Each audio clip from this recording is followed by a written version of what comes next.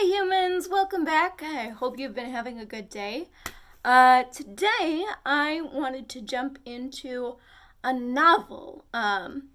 This is a book in one of my favorite genres. Most of the books I read, honestly, are part of this. I read mostly fantasy fiction. If you are still a learner, you might want to know that fiction means that it's a story or somebody is telling you about things that aren't real or didn't really happen. A lot of times, those stories can be unbelievable. We're talking dragons, wizards, magic, adventures like that. It's pretty great, and it's one of my favorite things. So, we're going to dive in to The Tale of Despereaux. Now, looking at the cover, you can probably guess that this adventure is going to be about a mouse. Mice are actually one of my favorite animals. I know it's kind of weird, but I just think they're really cute and they're really small, and I like that. So, we're going to jump in right now to The Tale of Despereaux by Kate DiCamillo. All right, I hope you bear with me because this has a lot of accents, so I'll try my best. Chapter 1, The Last One. This story begins within the walls of a castle with the birth of a mouse. A small mouse, the last mouse born to his parents, and the only one of his litter to be born alive. "Where are my babies?" said the exhausted mother when the ordeal was through. "Show to me my babies." The father mouse held the one small mouse up high. "This is the only one," he said. "The others are dead." "Mon Dieu! One mouse baby?" "Just the one. Will you name him?" "All that work for nothing," said the mother. She sighed.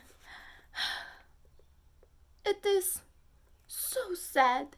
It is such a disappointment." She was a French mouse who had arrived at the castle a long time ago in the luggage of a visiting French diplomat. Disappointment was one of her favorite words, and she used it often. "Will you name him?" repeated the father. "Will I name him? Will I name him? Of course I will name him, but he will only die like the others. Oh, so sad! Oh, such the tragedy!" The mouse mother held a handkerchief to her nose and then waved it in front of her face. She sniffed. "I will name him, yes. I will name this mouse Despereaux. For all the sadness, for the many despairs in this place. Now, where is my mirror?" Her husband handed her a small shard of mirror. The mouse mother, whose name was Antoinette, looked at her reflection and gasped aloud. "Toulouse!" she said to one of her sons. "Get for me my makeup bag. My eyes are afright." While Antoinette touched up her makeup, the mouse father put Despereaux down on a bed of blanket scraps. The April sun, weak but determined, shone through the castle window, and from there squeezed itself through a small hole in the wall and placed one golden finger on the little mouse. The other older mice children gathered to stare at Despereaux. "His ears are too big," said Merlot. "Those are the biggest ears I've ever seen." "Look," said a brother named Furlough. "His eyes are open, Pa. His eyes are open. They shouldn't be open." It's true. Despereaux's eyes were open. He was staring at the sun, reflecting off his mother's mirror. The light was shining onto the ceiling in an oval of brilliance, and he was smiling up at the sun. "There's something wrong with him," said the father. "Leave him alone." Despereaux's brothers and sisters stepped back, away from the new mouse. "This is the last one," proclaimed Antoinette from her bed. "I will never have any more mice babies. They are such the disappointment. They are hard on my beauty. They ruin for me my looks. This is the last one." "The last one," said the father, "and he'll be dead soon. He can't live, not with his eyes open like that." But reader, he did live.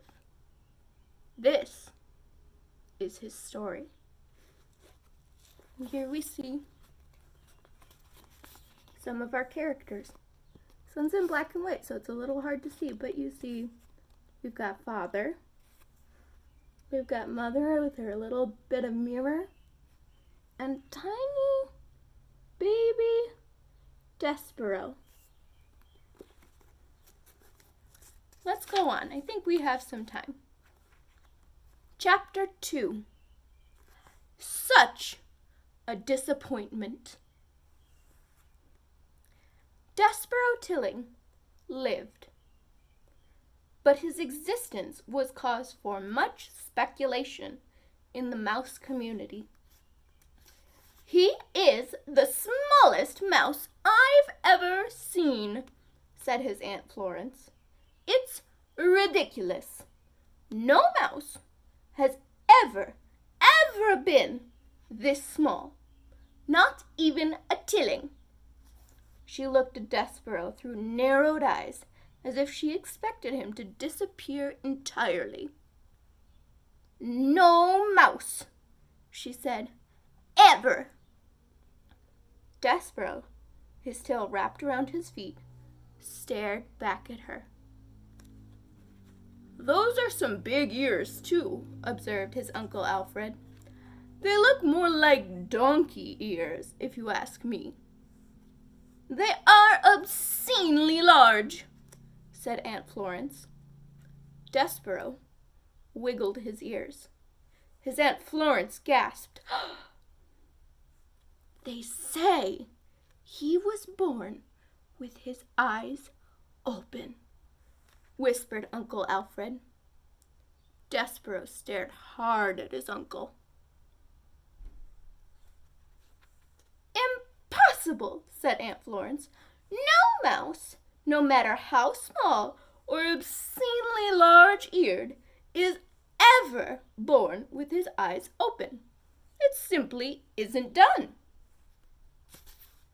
"His pa, Lester, says he's not well," said Uncle Alfred. Despereaux sneezed.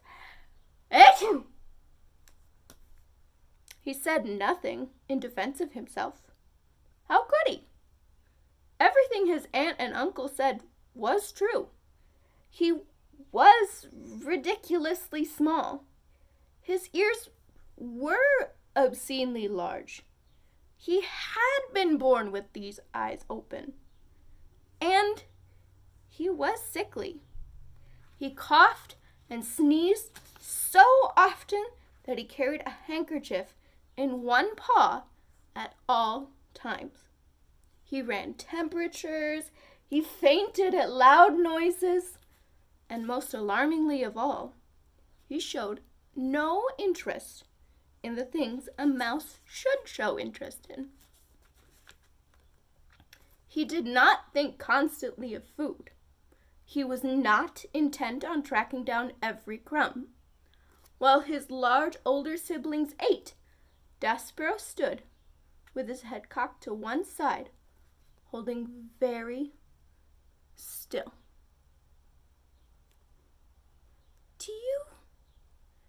Do Do you hear that sweet sound? He said. I hear the sound of cake crumbs falling out of people's mouths and hitting the floor, said his brother Toulouse. That's what I hear. No, said Despereaux. It's something else. It sounds like honey. You might have big ears, said Toulouse, but they're not attached right to your brain. You don't hear honey, you smell it. When there's honey to smell, which there isn't. Son, barked Despereaux's father, snap to it. Get your head out of the clouds and hunt for crumbs. Please, said his mother, look for the crumbs. Eat them to make your mamma happy. You are such the skinny mouse. You are a disappointment to your mamma. Sorry, said Despereaux. He lowered his head and sniffed the castle floor. But reader, he was not smelling. He was listening with his big ears to the sweet sound that no other mouse seemed to hear. And that's the end of chapter 2. I think we'll leave off there. Next time we'll start on chapter 3 called Once Upon a Time. That was the first little bit of the Tale of Despereaux, one of the starter books that I like to share with some younger readers. All right, well, thank you for sharing with me. Remember, you can find these books at your local library if you want to read along or if you want to read by yourself. Till next time, keep reading, and I'll see you later.